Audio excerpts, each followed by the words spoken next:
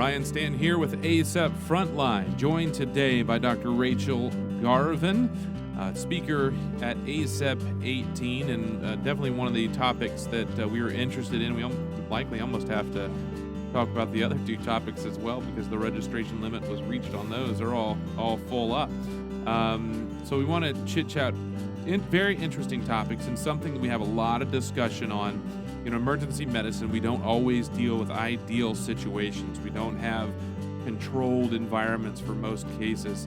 And one of your big talks you've had here was protecting the airway, the perils of intubating and sedating a critically ill patient. And that's a huge thing. I mean, sometimes people who are really dog sick, they need to have stuff done. And so, how do we safely achieve what we're trying to achieve in this way? Protecting the airway, or even doing a sedation or procedural sedation, or even just the medication to assist in management of the patient. And how can we do that safely, decrease risk to the patient, and drop that risk of badness at the hands of our medications and treatment? So first, tell us a little bit about yourself, and then let's roll into some of the challenges we see with the critically ill patient that we're trying to sedate and or intubate. Sure. So I currently work at UT Health in San Antonio. I'm obviously emergency medicine, but also trained in neurocritical care. Did my training at University of Cincinnati. That's fun. That's cool. That's only an hour from me. Oh, yeah. It was a great. One of my favorite places. It was a great place to train. So I kind of split my time doing work in the neuro ICU, but also still working in the emergency department. That's cool. So this is your wheelhouse. So you've taken emergency medicine and then even cranked and further amped up the critical care aspect of it because you just didn't have enough time inside the resuscitation bays and the ICUs of the worlds that we work in. What are some of the big challenges that we're going to face when it comes to managing airway and sedating and a group of patients that come in not the ones that we typically assume in emergency medicine, the walkie-talkies, but somebody who's actively trying to head into the tunnel?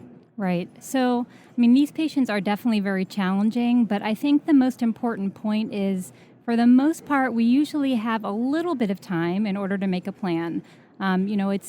We do have those crashing patients that come in that are in extremis that we have to do something about right then and there, but for the most part, even with these critically ill patients, when they roll through the door, we have at least a few minutes to get some things together.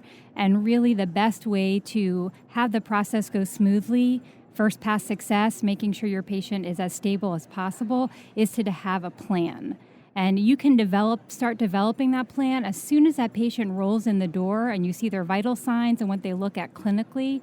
And then you start putting that plan together in your head and then sharing that with the rest of your team.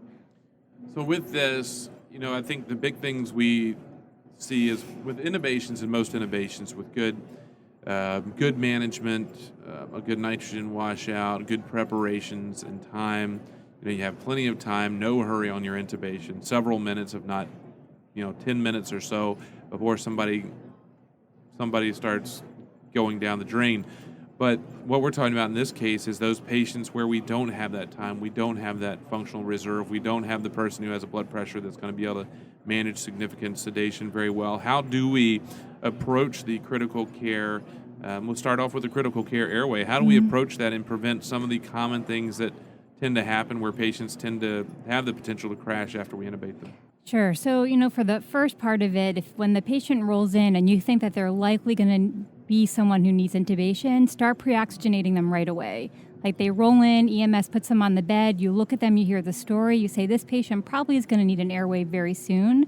So I'm going to put them on an oxy mask of 15 liters, a non-rebreather, maybe BiPAP if they need that, if they're a larger body habitus or signs of maybe some OSA that they may need a little bit of assistance. So I start that process right away.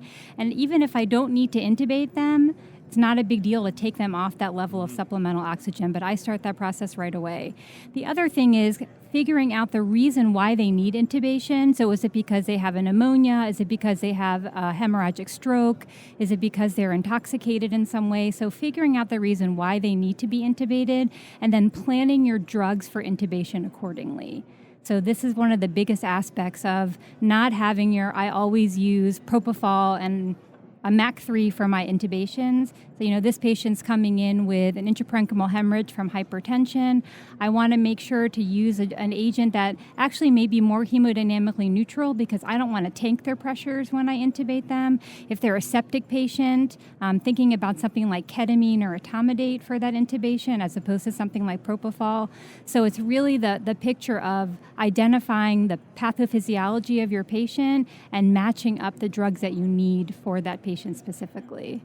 And with that, I think that's the big thing is you can't cookie cutter the critical care patient. Looking at those specifics, the difference in why are they critically ill, trauma versus medical versus comorbidities versus age considerations are also very important. What are some of the more common mistakes? I mean, we've already talked about the cookie cutter approach to medications, but what are some of the mistakes that physicians make, especially those that are frontline-based emergency medicine docs, especially community or rural, that don't do a ton of critical care, but now they're faced with that patient who's come in that's blown out a subarachnoid hemorrhage or somebody who's been in a major traumatic event or even sepsis for that matter. What are the big mistakes that you tend to see or want to anticipate with the management of these patients? So a couple of things to remember with these patients. Number one is, again, I kind of go back to that plan, and I think that's really, really important with these patients. And, even in areas where you may have limited resources, having a few things at the bedside and when you anticipate this airway may be more difficult with how sick the patient is, so that you can get your first pass success rate to be much higher. So, having your plan of I'm going to start with a MAC3, maybe have a glide scope as backup, I'm going to have a bougie, I'm going to have an LMA, all the things already ready at the bedside, so you're not scrambling to get these things together once you're actually doing your airway. The other thing is, after the patient is intubated, this is kind of the big point with critically ill patients. Once that tube is in, your job is not done. Mm-hmm. So remembering that these patients need some kind of sedation usually to help make sure that they're comfortable, and also making sure to monitor their vital signs. And this is really important with patients that are critically ill. And in my perspective, being a neurointensivist, this is a huge issue when patients need blood pressure control. And oftentimes these patients get put on a big load of propofol. They tank their pressures, and that can affect them from multi-system organ dysfunction standpoint, from perfusion. So thinking about, once that tube is in, where do I want my vital signs to be? How much sedation do I need for my patient? And what do I want to use for that to make sure they can stay in the range that I feel is appropriate? When there's significant alterations, physiologic alterations after intubation, I mean, even any type of positive pressure, but with intubations, with the changes in preload, afterload, cardiac efficiency, things like that, there's a lot of things to think about. So what are the expectations? So I know you do the neurocritical care, and I guess it's important because we don't want that, especially in somebody who's got a bleed, we don't want to drop that pressure and drop down and cause further ischemic insult because of the loss of oxygenation of the brain. What are some of those things we need to predict? What are some of the physiologic changes that we need to anticipate, after we have that patient intubated and sitting there on the vent? I think that there are two things that we can actually look for. Is that sometimes patients, especially ones that are critically ill, that they're actually driving their pressures up in that sympathetic response to maintain their reserves. And then once we intubate them and we take all of that away, that's when we usually see them tank. So being prepared with having a pressor stick at the bedside, having pressors already ready to go. So once you get that tube in and the pressure is 70/30, you're not scrambling to try to get that pressure up. You have everything already ready. On the flip side of that, we can see patients remain very hypertensive after they're intubated. Sometimes that's because they're still paralyzed but not sedated, and we have to remember that when we use longer-acting agents like rocuronium as opposed to succinylcholine. Our etomidate, ketamine, propofol, all those agents, when we push them for an intubation, are gone within 10 minutes for the most part. And when we use these longer-acting agents, our patients are still paralyzed without sedation. So if we see our patients running tachycardic, hypertensive, that's one thing to consider, is making sure they have some sedation. And on that same topic, if you had to just pick one agent to use for sedation and analgesia, fentanyl is a great one to use. A lot of times we see patients just sedated on propofol, and we have to remember that provides no analgesia at all. And propofol is very big cardiovascular depressant medicine, so we get great sedative effects from that, but that's when we can see patients tank their pressures. So using fentanyl, starting off even at 0.5 mics per kilo per hour, great way to allow your patient to have analgesia and does have some sedative effects to allow them to be comfortable. Yeah, you don't get the hit on the pressures as near as much with that either. We used to use that all the time with our trauma-based patients.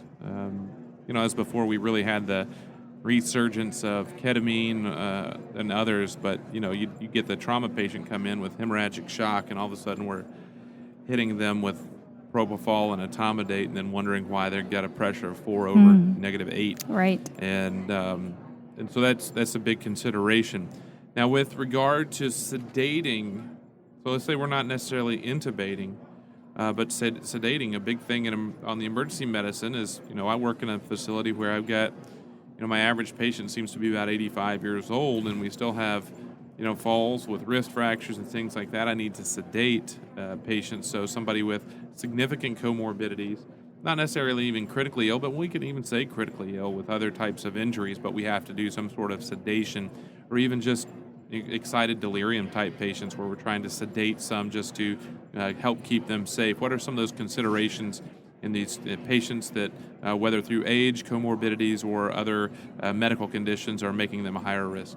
Yeah, so that's actually a great point, because there are lots of different sedative agents to use, whether you're talking about conscious sedation, deep sedation, or like with ketamine, our dissociative sedation that we can get with that. And taking into account patients' age and comorbidities is a huge factor in that. Ketamine is one of my most favorite drugs for sedation, but if I have an 85-year-old with underlying coronary artery disease, that's probably not going to be my first choice to use for sedation, just because of the sympathomimetic effects of that drug. But for a young patient who's otherwise without significant comorbidities, ketamine is a great drug. Now, one of the things I found actually you have to be careful about with ketamine is if you push it too quickly, it can cause patients to be apneic. So it has that unanticipated effect when you think about procedural sedation and maintaining the airway. But if pushing that drug slowly, 0.5 milligrams per kilo to start with, that is a great drug for a lot of patients. It allows them to maintain their airway, and they don't care what's going on around them. Precedex is another great drug actually to use if you have someone who maybe they're a little bit agitated, you need to get a CT scan or something like that. In the right patient that's not hypotensive and bradycardic, Precedex infusion is a great drug to use. It allows people to be awake, protect their airway, but allows them to be calm as well. It's not the most common drug used in the emergency department, but it is a great drug for those types of situations. Like I said, the main limiting effect with Precedex is its lowering of heart rate and blood pressure. But we use that all the time to help facilitate things getting done without actually putting somebody out with sedation. For older patients, I think still some of the old standbys of conscious sedation with a little bit of Versed and a little bit of fentanyl is a really great way to go. You're just trying to get someone to the point of just being comfortable enough but still maintaining their airway.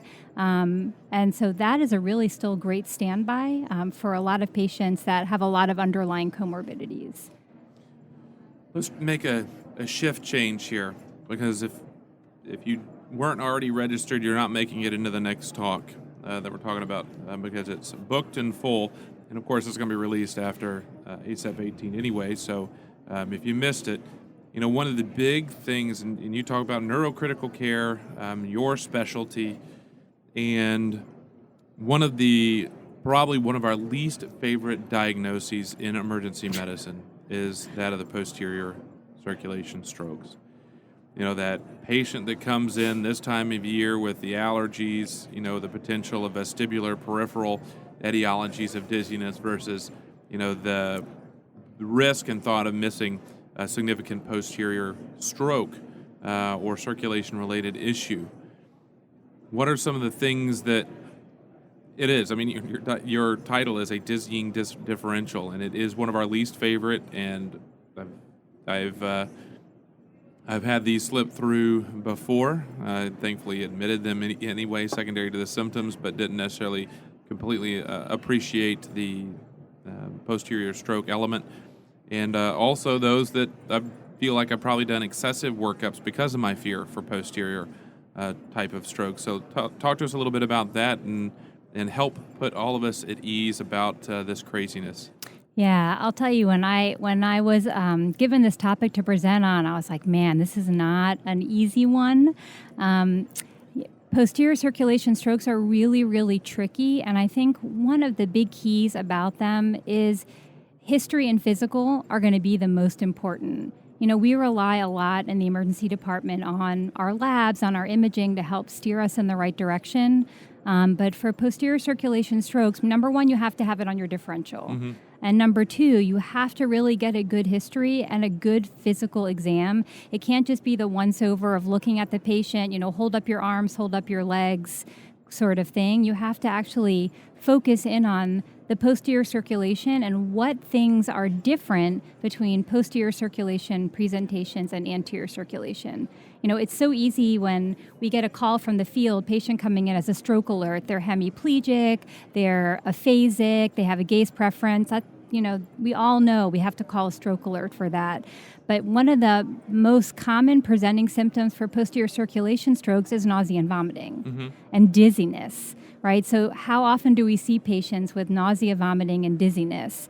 So keying in on the three major areas where we'll find neurologic changes, cranial nerve exam is absolute, and cerebellar exam is absolute, and getting up and walking the patient is absolutely necessary.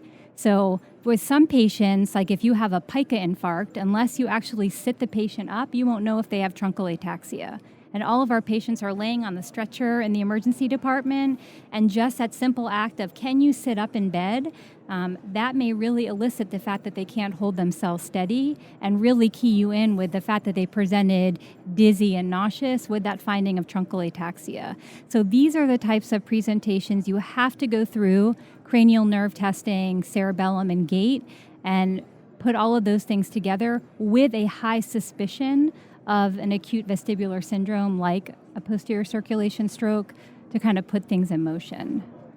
Fantastic. It's still one of those things I think is going to give us all a bunch of angst, because you're right. You're not going to come in with that, clearly unilateral type deficits. We're talking about more obtuse and nebulous type deficits that mimic a lot of the common things that we see, completely benign things, especially when they start presenting during times when we're seeing a bunch of that other type stuff because of what's going around with viral type syndromes, with allergies and everything like that. So you mentioned the cranial nerve examinations, the ambulation of the patient, getting those kind of fine differentiators that we're looking for, and it sounds like those are kind of the keys. For me to be able to safely take this off, overall safely take this off the differential list after I've evaluated the patient, what is that stuff that I need to have documented? You've already mentioned a bunch of it, but what do I need to have documented in my chart? Findings that are going to be able for me to say safely, and when lawyers may look at it down the road, that we were on good stead and this person was safe to be dispositioned home. Yeah, so I think like we talked about that neurologic exam, and there's a lot of talk about the HINTS exam. And there's a lot of discussion about that in emergency medicine, about using the HINTS exam to rule in a posterior circulation stroke. And it's a great test to use, looking at head impulse testing, nystagmus, and tests of skew. And the literature that was published on this shows that if you do the exam well and you have certain features of this exam that point you in the direction of a posterior circulation stroke, it's 96% sensitive, 100% specific. And so a lot of people bank on using this test saying, yes, I can, rule in a stroke this way or rule out and say it's a peripheral cause. But we have to remember that when this study was done, it was done by neuro-ophthalmologists at one center. And so it really hasn't been generalizable to the rest of the population, unless people are actually trained to do it from an emergency medicine standpoint. It's an excellent addition to your arsenal. But I think if you had documented you did the HINTS exam does not point to a central cause, and you had the rest of your full neurologic exam, I think that's better than any imaging. Because we know that 20 to 25% of imaging, even MRIs with diffusion-weighted imaging, can be negative early on within 48 hours of patients having strokes. So I think your clinical exam is going to be the most important thing in documenting I've ruled this out based on my exam. Fantastic information. How can folks get more information for you if they have any questions, thoughts, want to kind of dig deeper into these types of management for our critically ill patients in our emergency department? Sure. So I can give my email address. Sure, go for it. It's Garvin R at, I have to spell it out. It's at utusca.edu. So that's UT Health Science Center, San Antonio, those first letters, .edu. And do you have social media? I'm not really a big person on Not social. really? I'm an old person, so You're not an old person. I'm not big on social media, but I am big with email. So that's the contact that I have. Feel free to contact her. As for us, youreverydaymedicine@gmail.com, youreverydaymedicine@gmail.com, and at EverydayMed on Twitter. And until next time, I'm Dr. Ryan Stanton, and this has been some ACEP Frontline.